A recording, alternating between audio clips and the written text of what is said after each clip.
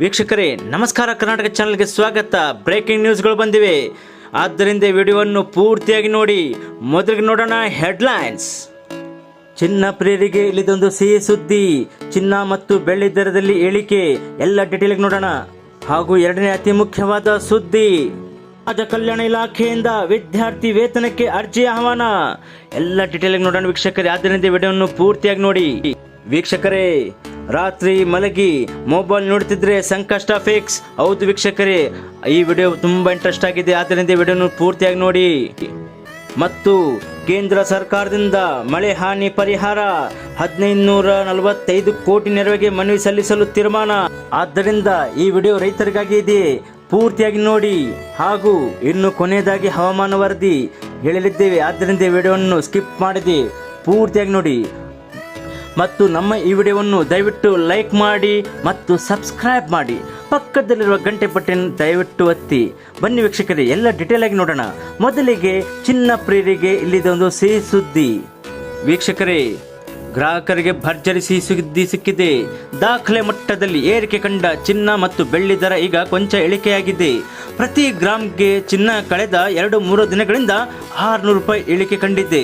ಇನ್ನು 1.95 ಲಕ್ಷ ರೂಪಾಯಿವರೆಗೆ ಏರಿಕೆ ಕಂಡಿದ್ದ ಬೆಳ್ಳಿ ದರ ಈಗ 1.58 ಲಕ್ಷ ರೂಪಾಯಿಗೆ ಇಳಿಕೆಯಾಗಿದೆ ಎಂದು ಮಾಹಿತಿ ಲಭ್ಯವಾಗಿದೆ. ಇನ್ನು ದಿಢೀರ್ ಇಳಿಕೆಗೆ ಕಾರಣ ಏನೆಂಬುದು ನೋಡೋಣ. ಡಾಲರ್ ಎದುರು ರೂಪಾಯಿ ಮೌಲ್ಯ ಏರಿಕೆ ಕಂಡಿದೆ ಮತ್ತು ಅಮೆರಿಕ ಹಾಗೂ ಭಾರತದ ಮಧ್ಯೆ ಕಚ್ಚಾ ತೆಲದ ವ್ಯಾಪಾರ ಮುನ್ಸೂಚನೆ ಸಿಕ್ಕಿದೆ. ಅಷ್ಟೇ ಅಲ್ಲದೆ ತಿಳಿಯಾದ ಚೀನಾ ಮತ್ತು ಅಮೆರಿಕ ಈಗ ಜಾಗತಿಕ ವ್ಯಾಪಾರ ಶುರುವಾಗಿದೆ. ಹಾಗೂ ಚಿನ್ನ ಮತ್ತು ಬೆಳ್ಳಿ ದರದಲ್ಲಿ ಡಿಸೆಂಬರ್ ವೇಳೆಯಲ್ಲಿ ಇನ್ನಷ್ಟು ಕಡಿತಗಳು ನಿರೀಕ್ಷೆದೆಂದು ಹಣಕಾಸು ಸಚಿವರು ಅಭಿಪ್ರಾಯಪಟ್ಟಿದ್ದಾರೆ. ವೀಕ್ಷಕರೇ, ಈಗ ಎರಡನೇ ಅತಿ ಮುಖ್ಯವಾದ ಸುದ್ದಿ ನೋಡೋಣ. ಸಮಾಜ ಕಲ್ಯಾಣ ಇಲಾಖೆಯಿಂದ ವಿದ್ಯಾರ್ಥಿ ವೇತನಕ್ಕೆ ಅರ್ಜಿಯನ್ನು ಆಹ್ವಾನಿಸಲಾಗಿದೆ. ಹೌದು ವೀಕ್ಷಕರೇ, ಕರ್ನಾಟಕ ಸಮಾಜ ಕಲ್ಯಾಣ ಇಲಾಖೆಯು ಪರಿಶಿಷ್ಟ ಜಾತಿ ಮತ್ತು ಇತರ ಕೆಳವರ್ಗಗಳ ಕಲ್ಯಾಣಕ್ಕಾಗಿ 5 ಹೊಸ ವಿದ್ಯಾರ್ಥಿ ವೇತನ ಯೋಜನೆಗಳಿಗೆ ಅರ್ಜಿಯನ್ನು ಆಹ್ವಾನಿಸಿದೆ. ಇನ್ನು ಮೆಟ್ರಿಕ್ ಪೂರ್ವ ಹಾಗೂ ಮೆಟ್ರಿಕ್ ನಂತರದ ವಿದ್ಯಾರ್ಥಿ ವೇತನಗಳು ಹಾಗೂ ವೈದ್ಯಕೀಯ ಮತ್ತು ಎಂಜಿನಿಯರಿಂಗ್ ನಿಲಯಾರ್ಥಿಗಳಿಗೆ ಮಾಸಿಕ ನಿರ್ವಹಣಾ ವೆಚ್ಚವೂ ಸೇರಿವೆ. ಶೈಕ್ಷಣಿಕ ಪ್ರೋತ್ಸಾಹ ಮತ್ತು ಆರ್ಥಿಕ ಸಹಾಯ ಪಡೆಯಲು ಅರ್ಹ ಅಭ್ಯರ್ಥಿಗಳು ಇಲಾಖೆಯ ಅಧಿಕೃತ ವೆಬ್ಸೈಟ್ ಮೂಲಕ ಅರ್ಜಿಯನ್ನು ಸಲ್ಲಿಸಬಹುದೆಂದು ಮಾಹಿತಿ ಲಭ್ಯವಾಗಿದೆ. ಇನ್ನು ಕರ್ನಾಟಕ ಸಮಾಜ ಕಲ್ಯಾಣ ಇಲಾಖೆಯು ಪರಿಶಿಷ್ಟ ಜಾತಿ ಮತ್ತು ಇತರ ಕೆಳವರ್ಗಗಳ ಕಲ್ಯಾಣ ಮತ್ತು ಸಾಮಾಜಿಕ ಸಬಲೀಕರಣಕ್ಕಾಗಿ ಹಲವು ಯೋಜನೆಗಳನ್ನು ಮತ್ತು ಕಾರ್ಯಕ್ರಮಗಳನ್ನು ಜಾರಿಗೊಳಿಸುತ್ತದೆ.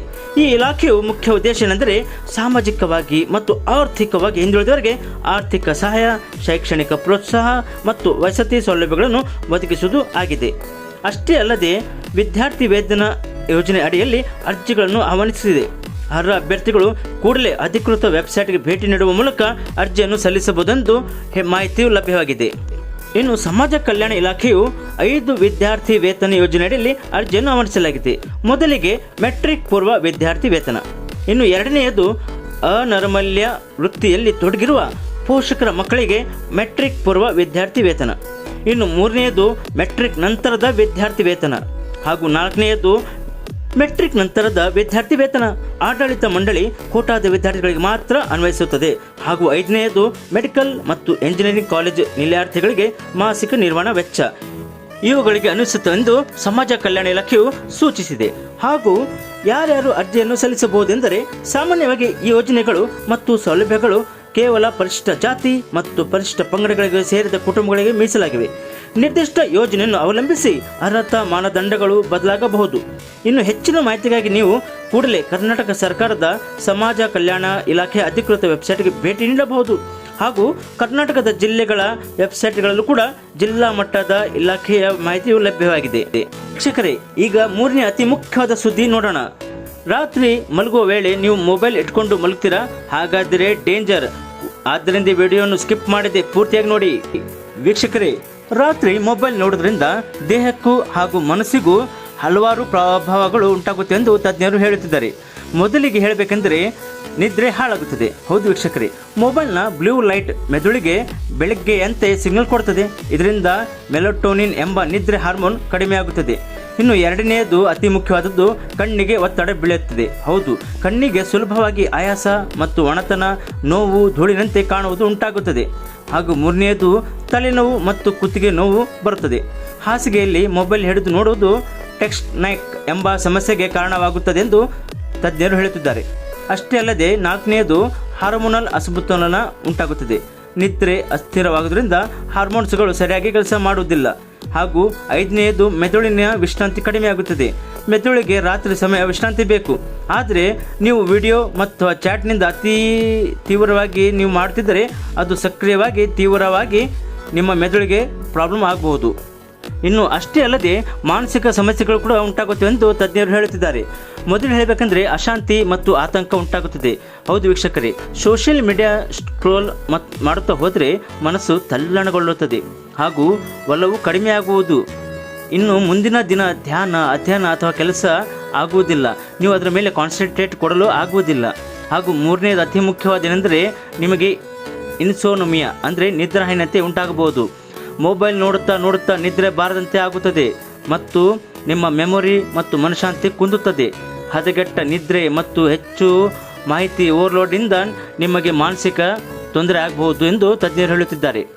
ಅಷ್ಟೇ ಅಲ್ಲದೆ ಮೊಬೈಲ್ನಲ್ಲಿ ನಕಾರಾತ್ಮಕ ವಿಷಯ ಅಥವಾ ಬಿಕ್ಕಟ್ಟು ಸುದ್ದಿಗಳು ಮನಸ್ಸಿನ ಮೇಲೆ ಕಂಪನವನ್ನು ಕೆಡಿಸುತ್ತವೆ ಹಾಗೂ ನಿದ್ರೆ ಮೊದಲು ಕಂಡ ದೃಶ್ಯಗಳು ಉಪಸ್ಮೃತಿಗೆ ಸೇರುತ್ತವೆಂದು ಮಾಹಿತಿ ಲಭ್ಯವಾಗಿದೆ.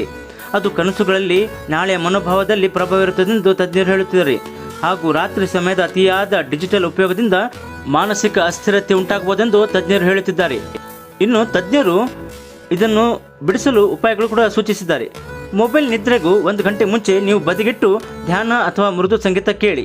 ಹಾಗೂ ರಾತ್ರಿ 9 ನಂತರ ಸ್ಕ್ರೀನ್ ಇಲ್ಲ ಎಂಬ ಸ್ವಯಂ ನಿಯಮ ಮಾಡಿಕೊಳ್ಳಿ.